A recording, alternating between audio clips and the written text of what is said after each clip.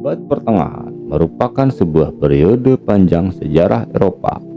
Abad ini disebut juga sebagai abad kegelapan dikarenakan adanya kekuasaan agama yang bersifat monarki absolut yang pada masa lalu sangat mendominasi kehidupan bangsa Eropa. Kondisi tersebut menyebabkan peristiwa sejarah Eropa mengalami kemunduran dari abad sebelumnya. Abad Pertengahan terjadi setelah Kekaisaran Romawi mengalami kemunduran dan kehancuran pada abad keempat.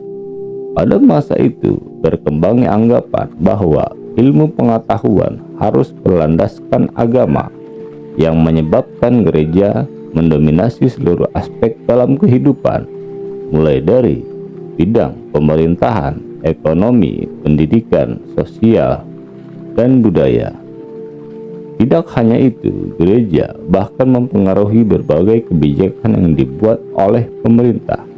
Maka dibentuk satu lembaga pengadilan yang disebut Komite Inkusisi.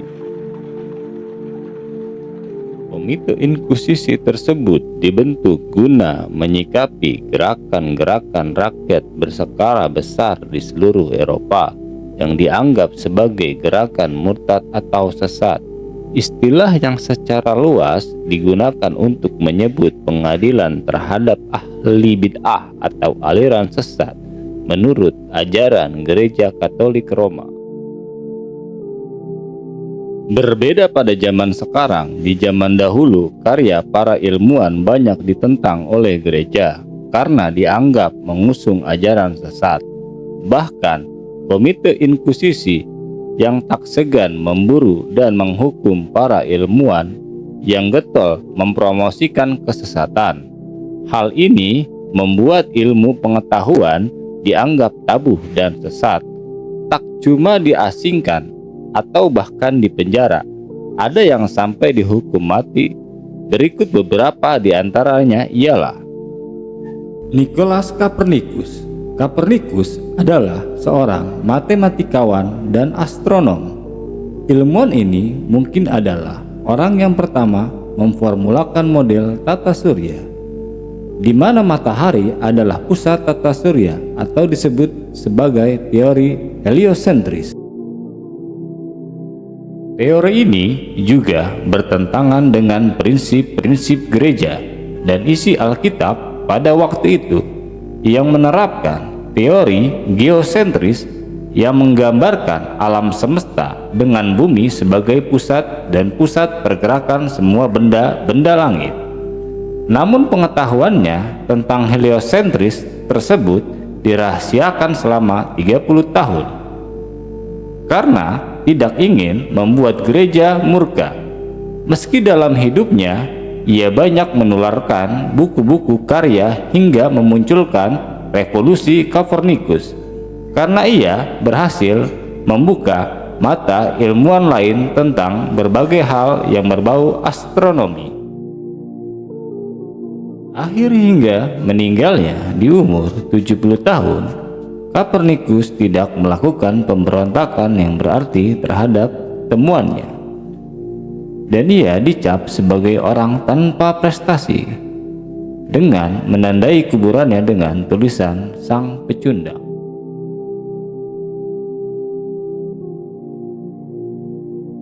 Giordano Bruno. Giordano Bruno adalah seorang filsuf dan matematikawan asal Italia yang sangat gigih mendukung teori milik Copernicus. Dia sendiri pernah menularkan karya yang relevan di masa sekarang. Yakini, dia menyatakan bahwa bintang hanyalah matahari yang dikelilingi oleh planet. Dengan mudah, Bruno langsung dianggap sesat oleh Komite Inkusisi, pengadilan gereja yang kala itu memang bertugas memburu penganut ajaran sesat. Dia dijebloskan ke penjara dan akan divonis hukuman mati. Meski demikian, Bruno bahkan tak mau mengubah pendiriannya atas ilmu pengetahuannya. Gereja makin murka hingga divonis untuk dibakar hidup-hidup di alun-alun utama kota Roma.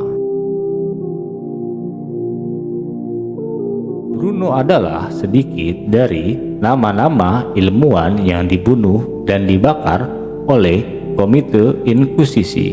Hal ini membuat ilmu pengetahuan di masa itu tidak ada tempat sama sekali selain doktrin dan dogma-dogma yang diajarkan oleh gereja, dan mengakibatkan kemunduran di berbagai aspek kehidupan seperti keterbelakangannya ilmu pengetahuan, maraknya mitos dan tahayul, kesenjangan sosial, banyak wabah dan penyakit karena masyarakat lebih percaya kepada mitos dan tahayul dibandingkan ilmu pengetahuan.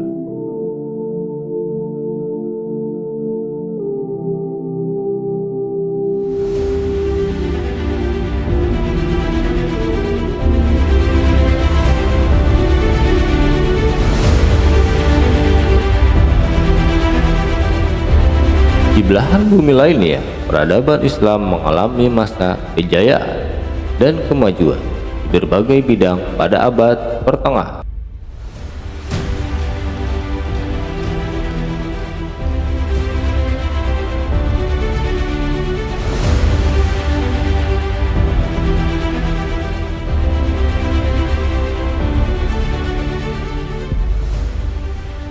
Pada masa tersebut, para filsuf, ilmuwan, dan insinyur dari dunia Islam berkontribusi besar terhadap perkembangan teknologi dan kebudayaan dunia pada abad pertengahan. Kebudayaan Islam dan pengetahuan dari cendekiawan Muslim berkembang sangat pesat dan mempengaruhi peradaban dunia. Lahirnya berbagai ilmu pengetahuan, prinsip kesetaraan yang diterapkan, nilai-nilai humanisme dalam ajaran Islam membawa pemahaman baru yang lebih modern. Terjadinya pertukaran budaya lain telah mendorong kemajuan peradaban Islam. Berhasilan penyebaran Islam di berbagai wilayah telah mengenalkan Islam pada kebudayaan baru yang mendorong lahirnya ilmu pengetahuan.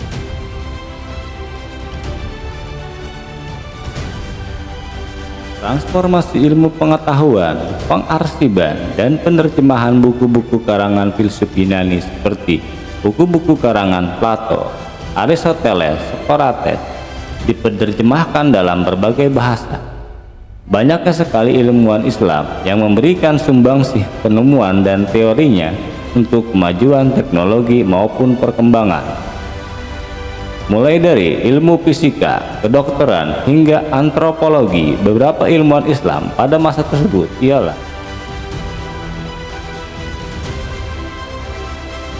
yang pertama adalah Ibnu Sina. Ibnu Sina merupakan seorang Muslim yang lahir pada tahun 980 Masehi di Uzbekistan dan meninggal pada tahun 1037 Masehi di Persia. Ibnu Sina merupakan seorang ilmuwan Islam yang sebagian besar karyanya membahas tentang filosofi dan kedokteran maupun anatomi tubuh. Karyanya yang terkenal dan banyak menjadi bahan rujukan dalam ilmu kesehatan selama berabad-abad. Selain itu, ia juga merupakan seorang ilmuwan Islam yang menemukan manfaat etanol dan penemu teori penularan TBC. Atas jasanya dan kecerdasannya, Ibnu Sina memiliki nama lain sebagai Bapak Kedokteran.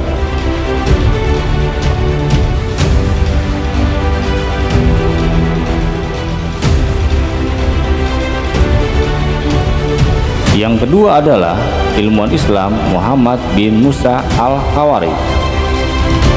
Merupakan seorang jenius yang lahir pada tahun 750 Masehi di Uzbekistan. Al-Khawarizm adalah ilmuwan Islam yang juga merupakan seorang yang ahli dalam bidang matematika, astronomi, astrologi, dan geografi. Semasa hidupnya, Al-Khawarizm telah banyak membuat karya dan masih digunakan hingga saat ini.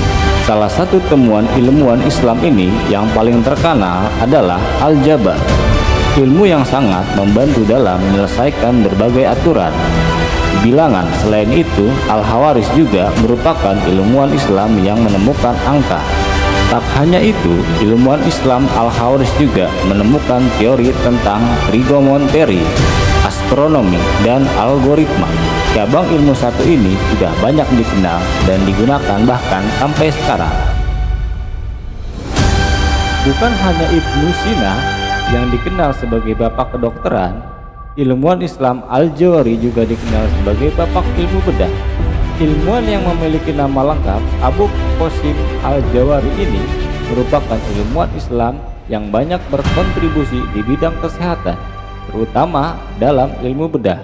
Keahliannya dalam ilmu bedah itulah yang membuatnya memiliki julukan bapak ilmu bedah dunia. Beliau adalah orang yang pertama kali membedah anatomi tubuh manusia. Banyak nama-nama lain seperti Ibnu Khaldun, seorang ahli ekonomi. Ibnu Khaldun merupakan seorang pakar politik sosiologi. Ia sering disebut sebagai bapak ekonomi Islam karena pemikirannya tentang teori ekonomi yang logis dan realistis. Buku hasil karya beliau menjadi bacaan utama bagi orang-orang yang ingin mempelajari sejarah, ilmu sosial, ilmu politik, dan ilmu ekonomi. Ibnu Khaldun juga mendapat banyak gelar, diantaranya ahli sejarah, ilmu sosial, dan ilmu politik. Pada zaman kerajaan Daulah Abbasiyah, berdirinya Baitul Hikmah dalam mengantarkan transformasi ilmu pengetahuan. Baitul Hikmah adalah pusat penelitian intelektual selama zaman keemasan Islam. Baitul Hikmah didirikan oleh Khalifah Harun al-Rasyid, menjadikan lembaga tersebut banyak mencetak sarjana terkenal untuk berbagai informasi, ide-ide, dan budaya. Berpusat di kota Baghdad pada abad ke-9, banyak belajar ulama termasuk orang-orang dari latar belakang berbeda seperti Persia serta bangsa Eropa di lembaga penelitian dan pendidikan Baitul Hikmah.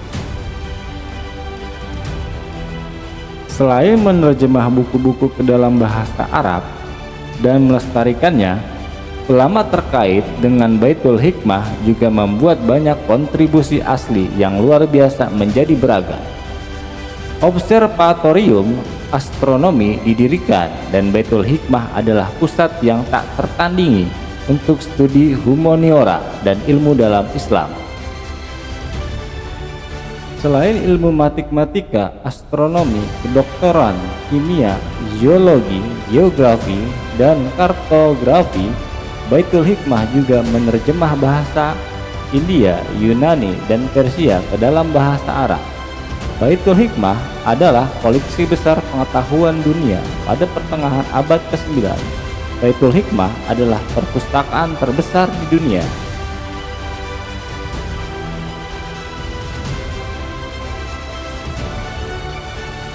Masuknya kerajaan Islam di Eropa.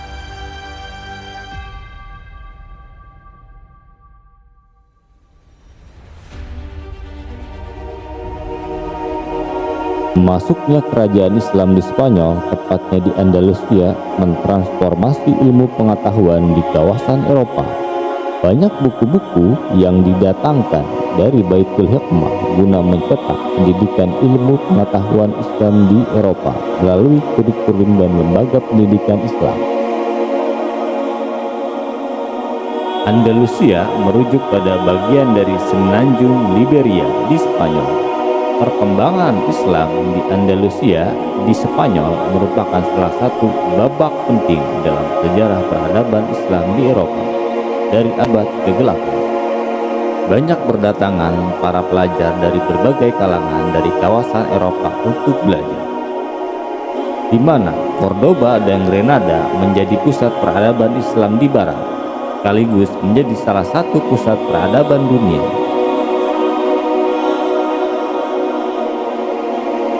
Terbelakangannya ilmu pengetahuan di Eropa pada saat itu melihat doktrin dan dominasi gereja yang dianggap merugikan masyarakat.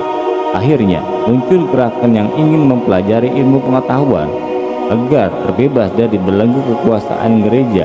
Gerakan ini yang disebut dengan Renaissance.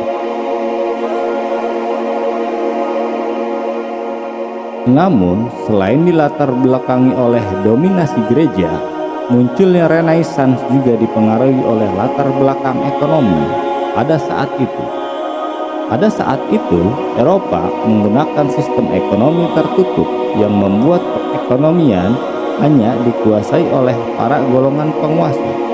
Kondisi tersebut menyebabkan kehidupan masyarakat terkatung-katung dan tidak memiliki harga diri yang layak sebagai manusia.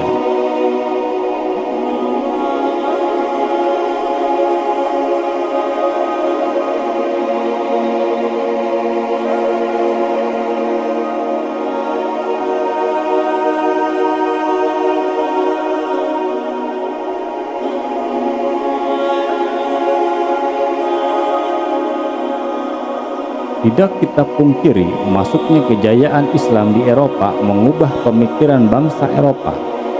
Abad pertengahan yang percaya akan mitos serta tahayul dan Islam membawa pemikiran baru yang lebih modern dan menjunjung tinggi ilmu pengetahuan. Banyak bangsa Eropa berbondong-bondong mempelajari ilmu pengetahuan agar terbebasnya dari belenggu ketidaktahuan. Banyaknya wabah pada saat itu membuat terpuruknya bangsa Eropa karena tidak percaya akan ilmu pengetahuan, kedokteran, dan astronomi selain dogma-dogma yang diajarkan oleh gereja. Masuknya Islam mewarnai babak baru sejarah Eropa akan ilmu pengetahuan dan meninggalkan ajaran-ajaran lama yang telah membelenggu masyarakat Eropa pada saat itu selama berabad-abad.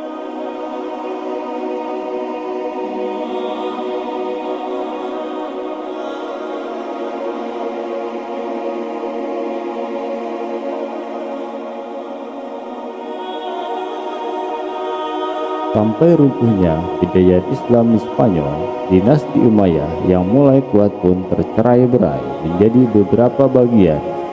Akan tetapi, satu persatu kerajaan itu runtuh. Islam berkembang di Eropa, tepatnya di Spanyol, kurang lebih 7 abad lamanya, terhitung sejak ekspansi politik Umayyah tahun 711 Masehi. Dan kekuasaan Islam menemukan momentumnya pada kepemimpinan Abdurrahman I. Meski 7 abad mewarnai peradaban Eropa, pada akhirnya Islam Andalusia mengalami keruntuhan tanpa bekas kecuali bangunan-bangunan tua.